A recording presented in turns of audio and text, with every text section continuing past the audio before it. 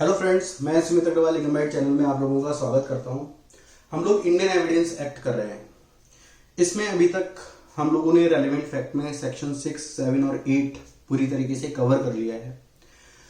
हम लोग सेक्शन 9 के ऊपर चर्चा कर रहे थे। सेक्शन 9 में लास्ट सेशन में हमने इसकी एक एनालॉजी को समझा जो बताती है any fact which establishes the identity of anything और पर्सन। इसके अंदर हमने circumstantial identification, testimonial identification, dog identification के बारे में देखा। इसका रिलेशन क्या सेक्शन 161 ऑफ सीआरपीसी के साथ ये देखा। हमने टेस्ट आइडेंटिफिकेशन परेड के बारे में देखा। आज हम इसके नेक्स्ट एनालॉजी के बारे में देखेंगे जो बताता है any fact which shows relation of the parties. Any fact which shows the relation of the parties is the relevant fact under section 9।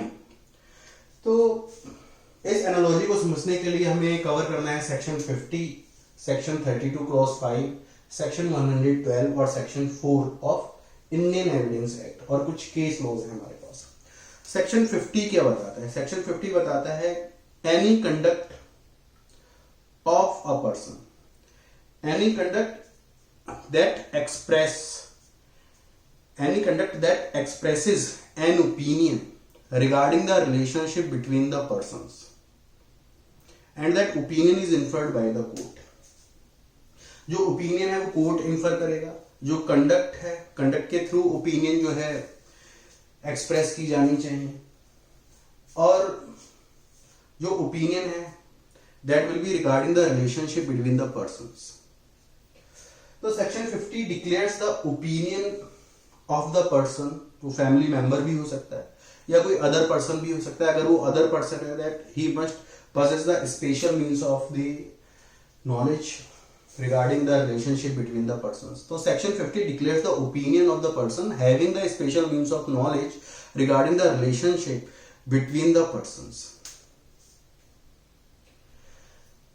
and the opinion is expressed by the conduct। ये दूसरी condition है। The person is not required to appear before the court to prove the opinion।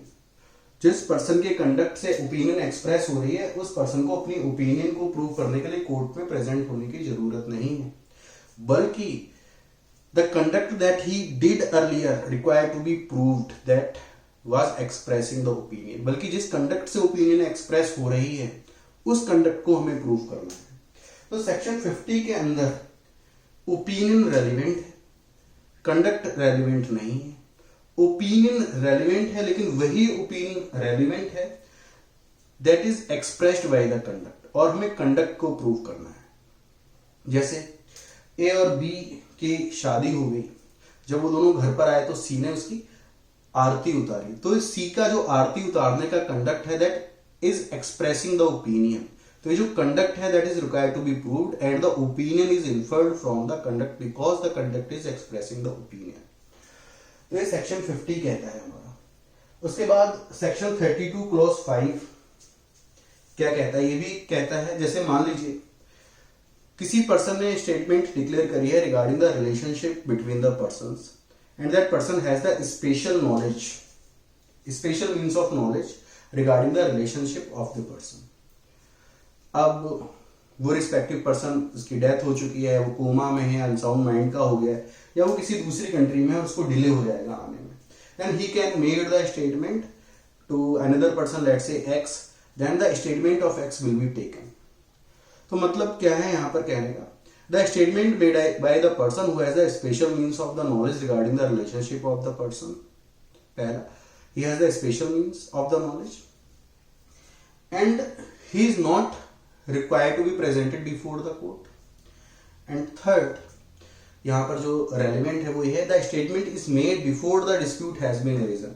dispute के arise होने से पहले वो statement कही गई थी क्योंकि तभी वो unbiased रही होगी। अगर dispute के arise होने के बाद वो statement कही जाएगी तो वो biased हो सकती है। इसको हम एक example के थ्रू समझ सकते हैं।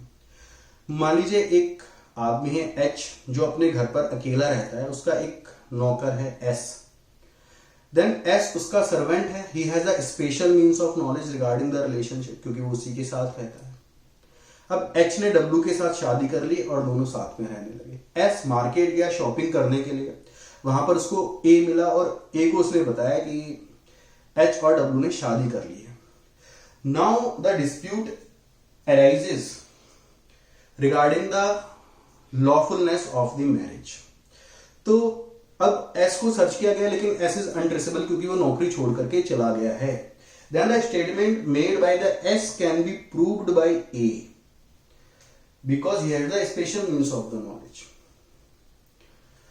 या जिसने शादी कराई क्लर्जीमैन, उसकी डेथ हो गई, it is a relevant fact. तो ये सेक्शन 32(5) यहां पर आता है। उसके बाद हम नेक्स्ट आगे पॉइंट पर बढ़ते हैं। कई बार रिलेशनशिप को इस्टेब्लिश करने के लिए या किसी पर्सन को आइडेंटिफाई करने के लिए हमें उसके थंब इंप्रेशन की जरूरत पड़ती है, ब्लड सैंपल की जरूरत पड़ती है, डीएनए सैंपल की जरूरत पड़ती है। तो कॉन्फ्लिक्ट आ जाता है उस पर्सन के प्राइवेट इंटरेस्ट को लेकर के या सोसाइटल इंटरेस्ट को लेकर के, तो वो मना करता है सैंपल देने के लिए। तो हम मैटर्स को दो पार्ट में बांटते हैं, क्रिमिनल मैटर है और एक सिविल मैटर है। तो क्या होगा, सबसे पहले हम क्रिमिनल मैटर की तरफ चलते हैं।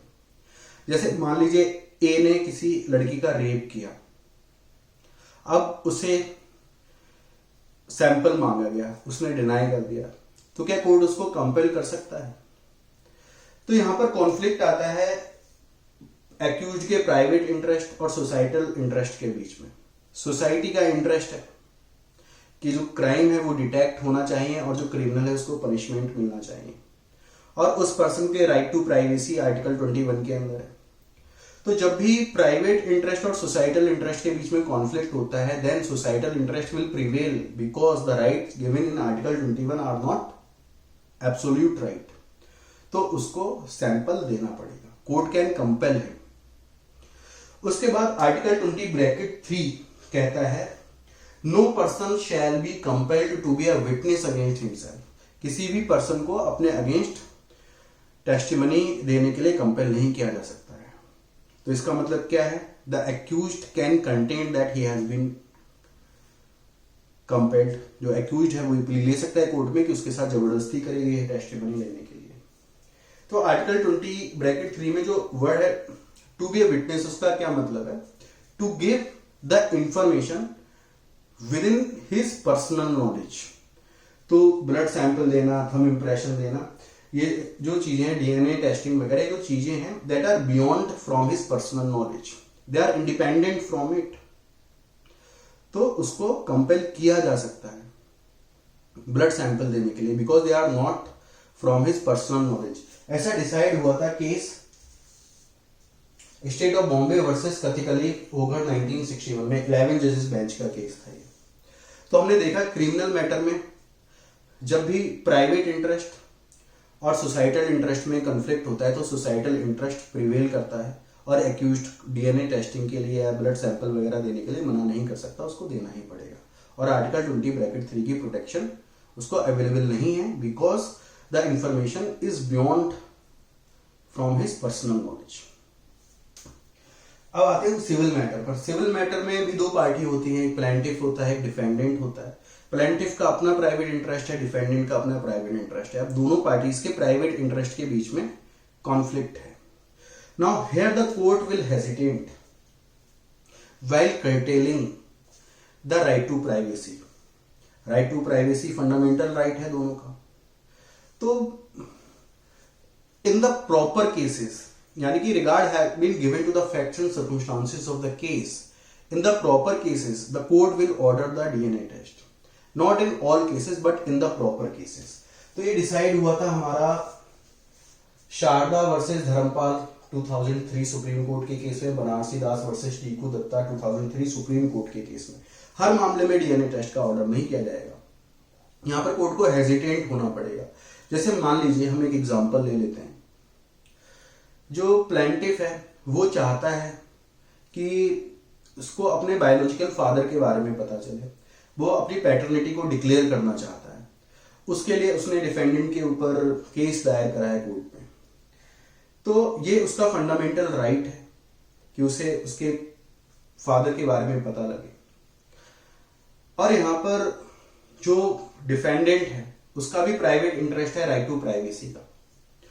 तो यहाँ पर जो सोसाइटल पॉलिसी है, जो सोशल पॉलिसी है, वो ये है कि जो वैग्रेंसी है, जो डेस्टिट्यूशन है, जो बास्टर्डेशन है चाइल्ड की, उसको प्रिवेंट किया जाए, उसको रोका जाए। अगर यहाँ पर डीएनए टेस्टिंग ऑर्डर नहीं करी जाएगी, then the child will obtain to the destitution, to the bastardisation. तो ये चीज गलत है। It will be gross injustice to the child. तो यहाँ पर सोसाइटल पॉलिसी को ध्यान में रखते हुए डीएनए टेस्ट को ऑर्डर करना पड़ेगा कोर्ट को। यहाँ पर एक बहुत ही फेमस केस है Narayan Dutt Tiwari versus Rohit Shekhar and another 2012 Supreme Court का। यहाँ पर एनडी तिवारी जी का एक बेटा होता है रोहित, जिसको फाइनेंशियल सपोर्ट करना चाहते हैं। रोहित अपनी पैटर्निटी डिक्लेयर करना चाहता है। वो चाहता है कि उसे अपने बायोलॉजिकल ओरिजिन के बारे में पता चले। इस चीज को लेकर के वो स्पेशल रिलीफ एक्ट में एक केस दायर कर देता है कोर्ट के अंदर। तो कोर्ट के अंदर आर्टिकल 21 के अंदर उसको राइट है कि उसे अपने बायोलॉजिकल ओरिजिन के बारे में पता लगे। आर्टिकल 19(1)(a के अंदर उसके पास ये राइट है कि वो डिक्लेयर करे कि उसका फादर कौन है, उसकी पैटर्निटी क्या है। अगर यहां पर डीएनए टेस्टिंग के लिए मना कर दिया जाएगा तो यहां पर ग्रेव सोसाइटल इंप्लीकेशंस होंगे। The child will obtain to the destitution, to the vagrancy, जो कि कोर्ट का पर्पस नहीं है, जो कि लॉ का पर्पस तो इन चीजों को रोकना है। तो यहाँ पर कोर्ट के पास पावर है order 18 rule 16 read with section 161 और सीपीसी के साथ। Order 18 rule 16 read with section 151 और सीपीसी के साथ, जो कोर्ट क्या है, ट्रायल शुरू होने से पहले भी एविडेंसेस को रिकॉर्ड पर ले सकती है और मेडिकल एग्जामिनेशन के लिए डिफेंडेंट को कंपेल किया जा सकता है। तो यहां पर जब भी प्राइवेट इंटरेस्ट इन्वॉल्व होते हैं तो court needs to be hesitant. उसके बाद दूसरा ये है कि in all cases the order of the DNA testing is not the curtailment of right to privacy. तीसरा क्या है, while giving the order for the DNA testing the court shall has to give regard to the effect of such testing on the reputation of the person and the extent of the effect on that person। अगर दोनों parties के purely private interest involve हैं तो इस case में court DNA testing का order नहीं देगी। आई थिंक यहां तक क्लियर होगा। उसके बाद हम नेक्स्ट सेक्शन की तरफ बढ़ते हैं। सेक्शन 112 ये कंक्लूसिव प्रूफ की बात करता है। सेक्शन 112 ये कहता है, if any person born during the continuation of a valid marriage of his mother with any man, अगर कोई बच्चा पैदा हुआ है during the valid marriage, during the continuation of a valid marriage of his mother and any man, उसके दौरान, तो जो बच्चा है उसकी पैटर्निटी बिलोंग करेगी उसके हस्बैंड को। वो हस्बैंड जो है फादर माना जाएगा और ये इस बात का कंक्लूसिव प्रूफ होगा। ठीक है, ये तो एक बात हो गई। तो अब इसको थोड़ा सा विस्तार से पढ़ते हैं। तो इस चीज को रिबट कैसे किया जा सकता है? इस चीज को रिबट किया जा सकता है नॉन एक्सेस से। नॉन एक्सेस कैसे प्रूफ की जा सकती है? नॉन एक्सेस प्रूफ की जा सकती है इम्पोटेंसी। अगर हस्बैंड कहता है कि हाँ इम्पोटेंसी है तो नॉन एक्सेस जो है प्रूफ की जा सकती है। अब यहां पर कई बार प्रॉब्लम ये हो जाती है, यहां पर जो सेक्शन है that is very strict to the father and it is in the favour of the child. मान लीजिए शादी के 1 महीने के बाद ही बच्चा पैदा हो गया, उसके बाद फादर कहता है कि ये कैसे पॉसिबल है, लेकिन जो चाइल्ड है that will be deemed to be the legitimate child of the husband of his mother. तो यहां पर अगर जो फादर है इस चीज को प्रूव कर देता है कि वो 1 महीने के लिए हॉस्पिटलाइज था या वो डिफरेंट सिटीज में थे, वो नहीं थे, तो यहां पर ये प्रूव नहीं किया जा सकता। ये माना जा सकता है कि उन्हें मौका मिला था, मिल सकता है एक्सेस का, क्योंकि यहां पर हमें अपॉर्चुनिटी को प्रूव करना है, एक्चुअल सेक्सुअल इंटरकोर्स को प्रूव नहीं करना है। तो यहां पर एक प्रॉब्लम है, तो यहां पर court will be reluctant to order the DNA testing. उसके बाद नेक्स्ट केस यहां पर आता है, वो है 280 डेज का। From 280 days within the, if the child born within the 280 days from the dissolution of the marriage and the lady has not remarried with another, so the child will be deemed to be the legitimate child of the husband of the lady. तो यहां पर भी issue आता है। तो इस case में non access proof करनी पड़ेगी। अगर बीच में वो लोग कहीं पर घूमने गए तो उनके पास अपॉर्चुनिटी थी सेक्सुअल इंटरकोर्स की, तो फिर एक प्रिजम्पशन जो है नॉन एक्सेस की रिबट नहीं हो पाएगी। अब कई बार यहां पर एक केस आता है, जैसे मान लीजिए एच और डब्ल्यू की मैरिज हुई, दोनों की शादी जो है जबरदस्ती हुई थी। एच का अफेयर चल रहा था ए के साथ में। एच जब भी काम पर जाता था तो जो वाइफ थी वो ए के घर चली जाती थी। एच ये सारी की सारी बातें जानता था। अब बेबी हुआ कुछ टाइम के बाद। अब एच जानता है कि ये उसका बेबी नहीं है, because he has not even consummated the marriage. तो इस केस में जो हस्बैंड है, जो एच है, उसको ये प्रूव करना पड़ेगा कि जो वाइफ है she has a illicit relation with a. अगर वो इस चीज को प्रूव कर देता है, देन द कोर्ट में grant for the DNA testing. तो कोर्ट जो है डीएनए टेस्टिंग के लिए अलाउ कर सकती है। तो ये बहुत ही स्ट्रिक्ट प्रोविजन है हस्बैंड के प्रति। अब हम आते हैं सेक्शन 4 की तरफ। सेक्शन 4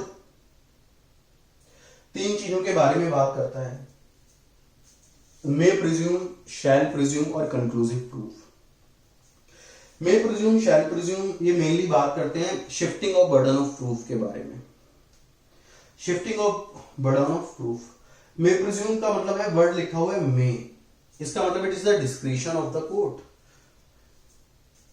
ये प्रिजम्पशन ह्यूमनिस है, इसका मतलब है प्रिजम्पशन ऑफ अ फैक्ट। यहां पर कोर्ट के पास डिस्क्रिशन है कि वो किसी भी फैक्ट को लेकर के प्रिज्यूम कर सकती है।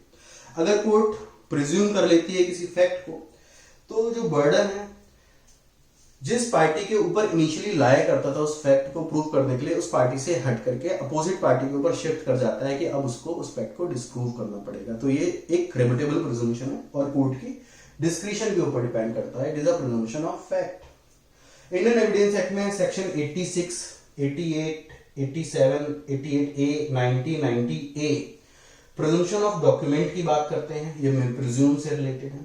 सेक्शन 107, 108, 113A और 114 ये प्रिजम्पशन ऑफ फैक्ट की बात करते हैं, ये भी मेरे प्रिज्यूम से रिलेटेड है। नेक्स्ट आता है शैल प्रिज्यूम। शैल प्रिज्यूम ये प्रिजम्पशन ज्यूरिस है, यानी कि presumption of fact under law. यहां पर कोर्ट की डिस्क्रिशन नहीं है, कोर्ट को फैक्ट को प्रिज्यूम करना ही पड़ेगा। और जो बर्डन है फैक्ट को डिस्प्रूव करने का, वो शिफ्ट हो जाएगा।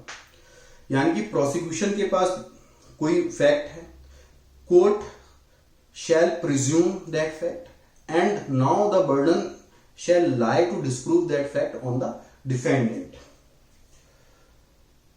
ये भी एक रिबटेबल प्रिजम्पशन है। सेक्शन 79, 80, 81, 82, 83, 84, 85, 85A, 85B और 85C ये presumption as to the document को लेकर के है। 113B, 114A प्रिजम्पशन और फैक्ट को लेकर के अंडर लॉ। तो ये शैल प्रिज्यूम की बात करते हैं। उसके बाद कंक्लूसिव प्रूफ का हमने देखा। कंक्लूसिव प्रूफ में है when one fact is proved then another fact is the conclusive proof. ये एक इररिबटेबल प्रिजम्पशन है, जैसे सेक्शन 112 में हमने देखा। अगर मैरिज के कंटिन्यूएशन के दौरान जो है वो बेबी बॉर्न होता है, या मैरिज डिसॉल्व होने के 280 दिन के अंदर जो है बेबी बॉर्न होता है, तो जो हस्बैंड है उसको फादर मान लिया जाएगा, subject to the lady has not remarried. तो अगर नॉन एक्सेस प्रूफ नहीं होती है तो वन फैक्ट इज प्रूव्ड और disproved, then the another fact is the conclusive proof. ये इररिबटेबल प्रिजम्पशन है। ये मिलता है हमें सेक्शन 41, 112 और 113 के अंदर। आई थिंक यहां तक क्लियर होगा।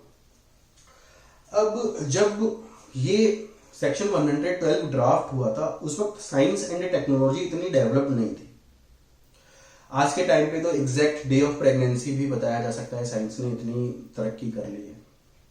तो जो डीएनए टेस्टिंग है, that is the evidence that can रिबट the presumption given in section 112। ये चीज डिसाइड हुई थी हमारे केस में नंदलाल वासुदेव बर्डविक वर्सेस लता नंदलाल बर्डविक 2014 सुप्रीम कोर्ट में। आई थिंक आप लोगों को आज का सेशन समझ में आया हो और जो पॉइंट है any fact which shows the relation of the parties, ये ठीक से क्लियर हो गया होगा। अब नेक्स्ट सेशन में हम इसकी थर्ड एनालॉजी को समझेंगे सेक्शन 9 की। तब तक के लिए नमस्कार, थैंक यू।